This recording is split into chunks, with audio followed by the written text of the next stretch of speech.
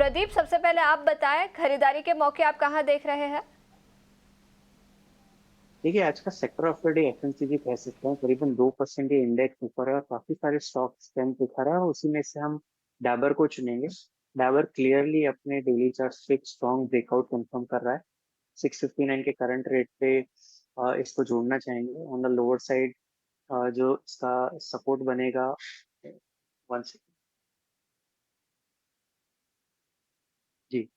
तो डाबर का on the lower side जो सपोर्ट है वो करीबन 646 का है। इसके स्टॉप लॉस पे इसको बाय करने की एडवाइस देंगे, और ऑन द हायर साइड 680 के टारगेट्स रहेंगे। दूसरा जो स्टॉक रहेगा वो जोमेटो रहेगा। जोमेटो में ऊपर के लेवल से हमने एक डीप डिक्लाइन देखी है पिछले दिनों, और 34 डीएमए के आसपास सपोर्ट लेके ये स्टॉक ने लास्ट वीक थर्सडे को एक ब्रेकआउट कंफर्म किया था। अभी रफली उसी लेवल पे ट्रेड कर रहा है, तो ये भी कुछ दिनों के लिए हमको लगता है कि आउट परफॉर्मेंस दिखा सकता है। 262 के करंट रेट पे उसको जोड़ेंगे तो 49 का स्टॉप लॉस रहेगा और 280 के टारगेट रहेंगे। अप्रोक्सीमेट टाइम फ्रेम इन दोनों रिकमेंडेशन के लिए 3 से 4 दिन का रहेगा, और यही दोनों ही स्टॉक हमने अपने क्लाइंट्स को भी रिकमेंड किया।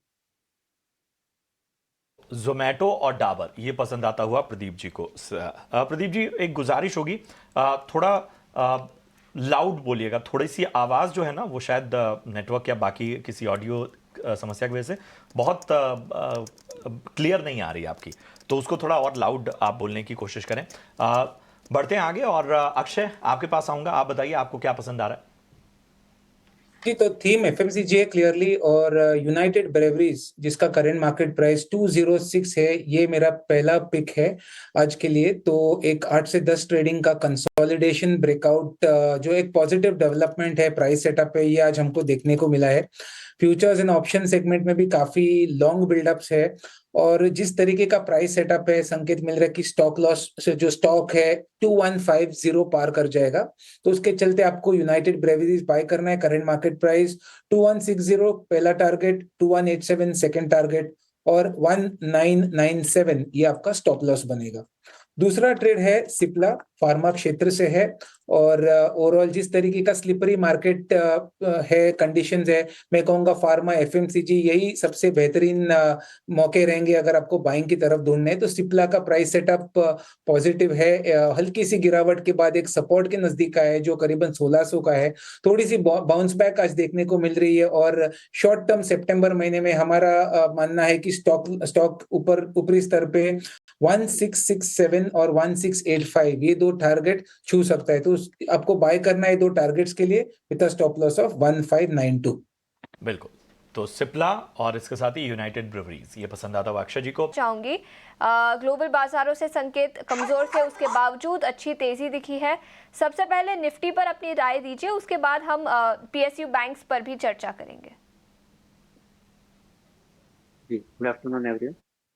तो लास्ट वीक जब 25,083 जो वेनसडे को बॉटम बना था वो टूटा, तब आर्ली चार्ट्स पे पहली बार सेल कंफर्म हुआ था।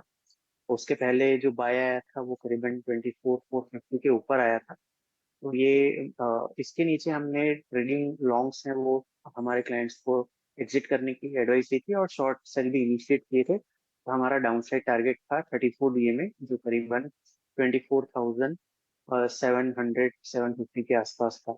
और आज ये 34 डीएमए का सपोर्ट ऑलमोस्ट टेस्ट हुआ है, और वहां से हम एक रिबाउंड देख रहे हैं। तो यूजुअली हमने देखा है कि 34 डीएमए डेली चार्ट्स पे एक अच्छे सपोर्ट का काम करता है।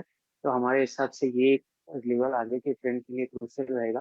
अगर 24,700 के नीचे निफ्टी ट्रेड करता है तो फिर डेली चार्ट पे भी एक नेगेटिव फॉर्मेशन कंफर्म होगा। तो इस लेवल पे आगे आने वाले दिनों में जरूर से नजर रखेंगे। हालांकि on the higher side 25,100 25,150 immediate resistance zone है। इसका एक डिसाइसिव क्रॉसओवर नहीं होता तब तक हम फ्रेश लॉन्ग इनिशिएट करने की एडवाइस हमने अपने क्लाइंट्स को नहीं देंगे। और निफ्टी बैंक अगर आप देखें तो ये अपने दोनों ही important support level 20 as well as 34 डीए में इसने फ्राइडे के सेशन में ब्रेक किए थे, और आज ऑलमोस्ट ये फ्राइडे के बॉटम से रिबाउंड हो रहा है। और ये लेवल इसीलिए इम्पोर्टेंट है कि रिसेंट जो अपमूव हमने अगस्त के बॉटम से देखी थी उसका ये 61.8% रिट्रेसमेंट लेवल भी है। तो निफ्टी बैंक में 50,400 के इस लेवल पे नजर आएगी।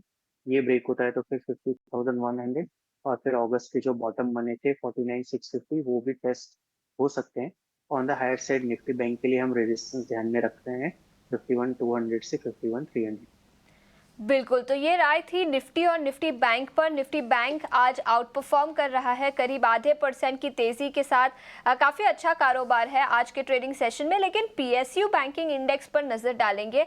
पिछले हफ्ते भी काफ़ी कमजोरी थी और आज ये कंटिन्यू होती हुई नज़र आ रही है।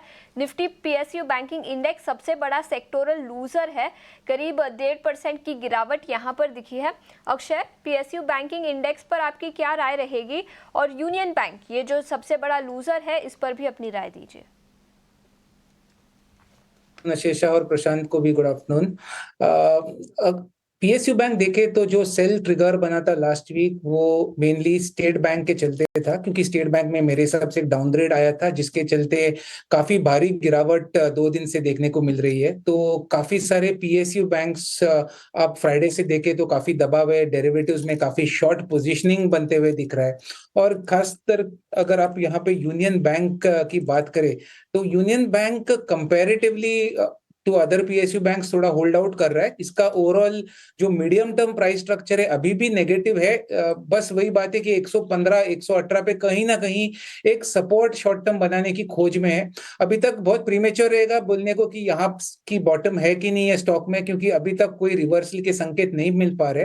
तो कोई बाय करने की सलाह तो मैं नहीं देना चाहूंगा करंट रेट पे, पर जिनके पास है उनको 114 के स्टॉप लॉस से यूनियन बैंक में बने रहना है। शॉर्ट टर्म में एक रेंज बाउंड स्ट्रक्चर डेवलप होते दिख रहा है, 127 का अपसाइड और 115 का सपोर्ट। तो अगर हल्की सी रिकवरी मिलती है 125 127, तो शॉर्ट टर्म ट्रेडिंग बेट्स जिनके पास है उनको एक बार एग्जिट ले लेना चाहिए। तो ये राय है पीएसयू बैंकिंग इंडेक्स। आगे और एक और खास सेगमेंट आपके लिए लेकर आते हैं, ऑप्शंस के चैंपियन।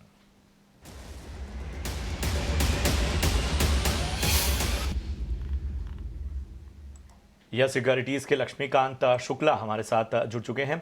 लक्ष्मीकांत जी, बताइए आखिर आज रणनीति क्या होगी? नमस्कार प्रशांत जी।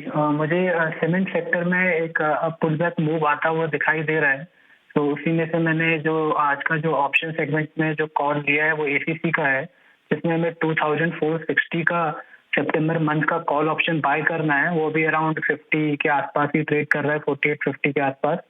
तो मुझे लगता है कि अगर इसमें आज ट्रैक्शन देखने को मिलता है तो यहाँ से आने वाले समय में 93 के टारगेट को टच कर सकता है। हमें जो स्टॉप लॉस रखना है वो रखना है 30 रुपीज का।